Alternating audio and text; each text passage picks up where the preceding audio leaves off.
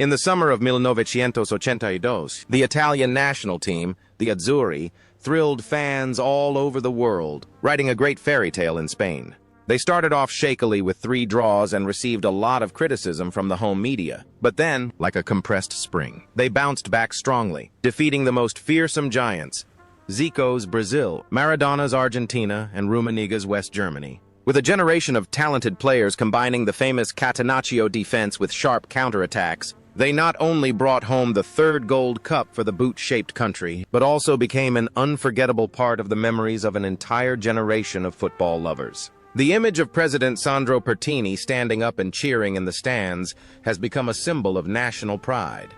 But behind those glorious moments at the Bernabeu that year were people with very different fates. More than 40 years have passed. Time has carved harsh traces on their lives. Some became famous coaches. Some chose a quiet life with a glass of wine. And there were also those who had to stop their journey in a tearful tragedy. Let's look back at the ups and downs of the historical witnesses, the people who made up the soul of the golden generation of Italy 1982. Paolo Rossi, the symbol of a remarkable rebirth. The man who rose from obscurity to glory and amazed the world. As a striker, at the age of 25, when the 1982 World Cup began, Rossi carried enormous pressure after serving a 2-year suspension for a match-fixing scandal. His legs were heavy with doubt. The public eye was full of skepticism. But at that moment, his killer instinct rose strongly like a spring compressed for too long. With an innate ability to sniff for goals, Rossi exploded with a shocking hat-trick against Brazil, then scored the opening goal in the final, transforming himself from an outcast into the legendary Pablito. He fought not with his muscles, but with his cunning, intelligent movements, and lethal one-touch. After his glittering career in Spain, Rossi continued to enjoy success with Juventus, winning 2 Serie A titles and the prestigious C1 Cup. However, persistent knee injuries, a consequence of his aggressive playing style and slim physique, forced him to retire from football quite early in 1987. Leaving behind his football career, Rossi did not choose the stressful coaching path but sought peace. He became a real estate and agricultural businessman, owning an organic wine farm in the idyllic Tuscany region. Rossi is also a familiar face on television as a commentator, where his gentle smile and warm voice always win the hearts of the audience. The strange thing is the contrast between the cold-blooded killer on the field and the gentleman Rossi in real life. If on the green grass he is a terror, then in real life he is a family man, humble and always spends time on charity activities. He lives a life away from scandal, enjoying simple joys with his wife and children. However, that journey full of ups and downs had to stop abruptly. On December 9, 2020, Paolo Rossi passed away at the age of 64 due to lung cancer, leaving behind endless grief for the whole world. His departure took away a part of the soul of Italian football, but Pablito's smile remains immortal. Claudio Gentile was the necessary villain in this fairy tale. At 28, his mission was to kill geniuses like Maradona and Zico. With his breathtaking, thorny, and cunning one-on-one style of play, Gentile fulfilled his role perfectly. He is famous for saying, "Football is not for ballerinas." Gentile is the embodiment of ruthless pragmatism to achieve his goals. After retiring, Gentile proved that he not only had strength, but also intelligence when he led the Italian U21 team to win the European Championship in 2004. However, his coaching career then encountered many difficulties and was inexplicably forgotten by the Federation, leaving him with many bitter feelings. Contrary to his fierce image on the field, Gentile in real life was born in Libya, had a difficult childhood, lived a very introverted life, was quiet and straightforward. He was a man of honor, hated lies. Today, at 70, Claudio Gentile lives a private life but is still deeply committed to his work. He is a reminder that sometimes, in order for others to shine, someone must step into the shadows to do the hardest work. Gabriele Oriali, at 29, is the most diligent worker of the Italian team, the perfect contrast to Antonioni's artistic nature. Playing the role of water carrier, he runs tirelessly, plowing every meter of grass to recover the ball and shield his creative teammates up front. In the 1982 World Cup finale, Oriali was constantly knocked down by the opponent but still stood up to fight, locking down the midfield with a steely spirit. He is also the inspiration for the famous song Una Vita da Mediano, a song honoring the silent heroes, those who always accept sacrifices to let the collective shine.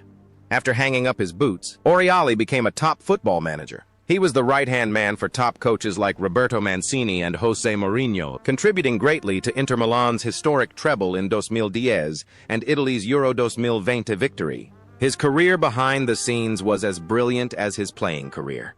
In real life, Oriali is a man of few words and many actions, extremely reserved and professional. He does not like the spotlight, always choosing to stand in the shadows to observe and support others. His dedication is a priceless lesson in the value of humility. Today, at the age of 71, Gabriele Oriali is still working hard in the coaching staff of big teams. He is living proof that you don't need to be a goal scorer. You can still become a legend if you do your best work with a passionate heart. Giancarlo Antonioni, the most talented conductor of Italia 1982, who weaved each strand of attacking melody with his delicate feet but became the painful bass note of the heroic victory. In the midfield position, wearing the number 9 shirt but playing like a classic number 10, Antonioni at the age of 28 was the brain in every phase of the ball development, possessing an innate tactical vision and razor-sharp passes. However, cruel fate robbed him of the chance to play in the final match, when a serious injury in the semi-final match against Poland forced him to stand aside. The image of Antonioni with bandaged legs, silently watching his teammates lift the trophy, became a touching moment, a testament to the harsh but noble sacrifice of sport. Antonioni's entire career was a song of loyalty. He devoted his youth to Fiorentina, refusing all lucrative offers from the Northern Giants to become Los Unico 10, the only number 10 in the hearts of the people of Florence. After retiring, he continued to be associated with the Purple Team as a director, experiencing all the ups and downs with the club. Off the pitch, Antonioni is a gentleman, humble and emotional. He experienced a near-death experience when his heart stopped on the pitch in 1981, which made him appreciate life more than ever. The connection between the role of conductor on the pitch and the calm manager off the pitch is the consistency of a great personality. Today, at the age of 70, Giancarlo Antonioni still lives in Florence, revered by the people here as the city's patron saint. Although he did not play in the final that year, in the hearts of fans, he will always be the prince who has never lost his throne of Italian football. Marco Tardelli, the most passionate flame of Italia 1982, who turned every move into a statement of will and fighting spirit. In the position of a box-to-box midfielder, at the age of 27, Tardelli was the eternal engine of the Italian team, playing with passion, determination, and not afraid of any collision. The classic moment when he scored the goal against West Germany in the final and then rushed out, screaming, tears streaming, his hands clenched, all created the Tardelli scream, one of the immortal emoticons of world football. He not only scored, but also transmitted that burning fighting spirit to the whole team, becoming the spiritual soul of the historic championship. After retiring in 1988, Tardelli tried his hand at coaching. He led Italy to the European Championship under-20s, but also experienced many ups and downs while managing big clubs like Inter Milan. His outspoken, hot-tempered personality sometimes made it difficult for him to be a head coach. He later found a more suitable role as a football commentator and manager. Tardelli on television remains as sharp and passionate as ever, unafraid to express his thorny views. Tardelli's personal life is also colorful and passionate. He is currently in a beautiful and famous relationship with journalist Mirta Merlino. Tardelli in everyday life is elegant and stylish, but still retains the fire of the boy at the Bernabeu. His career, from player to commentator, has always been driven by a burning heart. Today, at 69, Marco Tardelli remains a highly influential figure in the Italian media. His screams have now transformed into insightful commentary that continues to inspire football fans about the value of dedication. Antonio Cabrini, the handsome left-back nicknamed Bel Antonio, Handsome Antonio, was the idol of millions of girls at that time. But don't let his appearance fool you. At 24 years old, Cabrini was one of the most complete defenders in the world. Despite missing a penalty in the final, becoming the first player to do so in a World Cup, he did not collapse but still played resiliently to help his team win. He represented the modern generation of players, talented, good-looking, and strong-willed. After the World Cup, Cabrini continued to be a mainstay of Juventus in their golden era. After retiring, he tried his hand at many fields, from coaching small teams, leading the Italian women's team, to participating in the reality show Island of the Celebrities. His career behind the scenes was diverse and colorful, reflecting his extroverted and challenging personality. Despite his reputation as a womanizer in his youth, Cabrini is now a thoughtful man. He regularly appears on football forums to provide expert analysis. His career teaches a lesson. Mistakes, like missed penalties, don't define you, but how you recover from them is what matters. Today, at 66, Antonio Cabrini enjoys an active life as a football pundit and brand ambassador. He remains elegant and is a living testament to the talented golden generation of Italian football. Bruno Conti was the artistic touch among Italy's disciplined squad that year. Despite his small stature, at 27, Conti's magical feat had the world taking his hat off. He tormented the Brazilian defense and provided the decisive assists in the final. Pelé once called him the most Brazilian of Italians. Conti didn't play with strength. He played with skill, turning the pitch into his own stage. Conti's career was associated with absolute loyalty to AS Roma. He is one of the greatest legends of the capital club, revered by fans as a living saint. After retiring in 1991, Conti did not leave the team but continued to contribute in the role of technical director and youth training. He was the one who discovered and nurtured talents such as Francesco Totti or Daniele De Rossi. Conti's life is a model of dedication and simplicity. He is married to his childhood partner and has 2 sons who also play football. Conti is a funny, approachable man who loves his family very much. His career proves that you don't have to be big to be great, and that loyalty is the most valuable asset in football. Today, at the age of 68, Bruno Conti is still working hard at AS Roma as a scout and ambassador. He lives a full life, surrounded by the love of the Rome fans, where he will forever be Zico in their hearts. Dino Zoff at the 1982 World Cup was the perfect definition of the word bravery. At the age of 40, when most of his colleagues had retired, Zoff still stood tall in the goal like a rock. He was the spiritual leader, the most solid support for the defense. His miraculous save in the last seconds before Brazil's header not only secured the victory, but also carved into history a monument of concentration and seriousness. The image of the aging captain lifting the gold cup was a powerful proof that age is just a number in front of great aspirations. After that peak, Zoff played for another year before retiring in glory. His career behind the scenes was equally brilliant, leading Juventus and Lazio to many titles. The peak was when he led Italy to the final of Euro 2000, only to lose to France in the last seconds. He resigned immediately after out of pride in the face of criticism, showing the essence of a Friuli man, quiet, active, and responsible.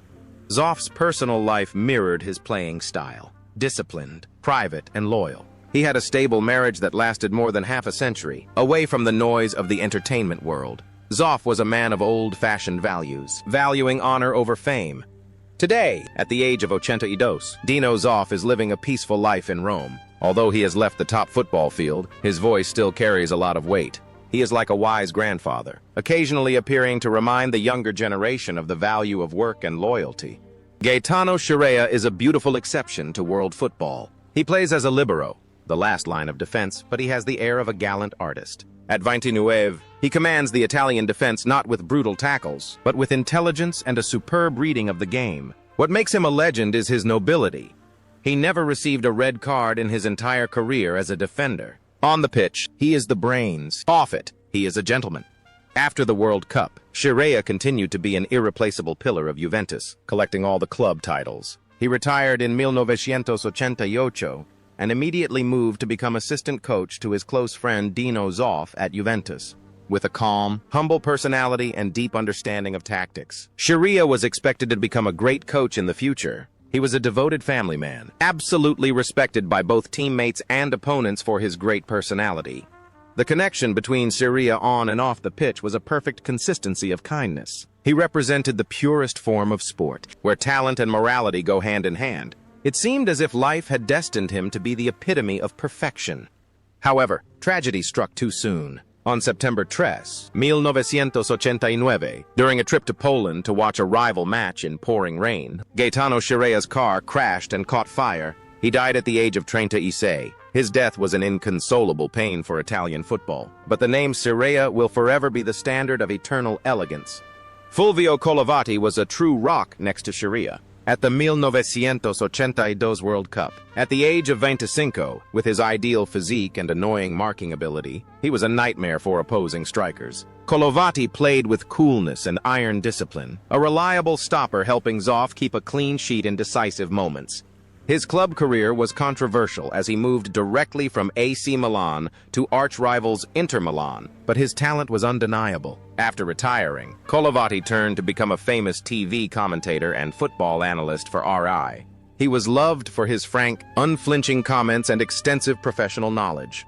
Unlike his cold demeanor on the pitch, Kolovati is talkative, humorous, and knows how to enjoy life. He has a happy family and often shares about food and travel. He has transformed his fierceness in defense into sharp words.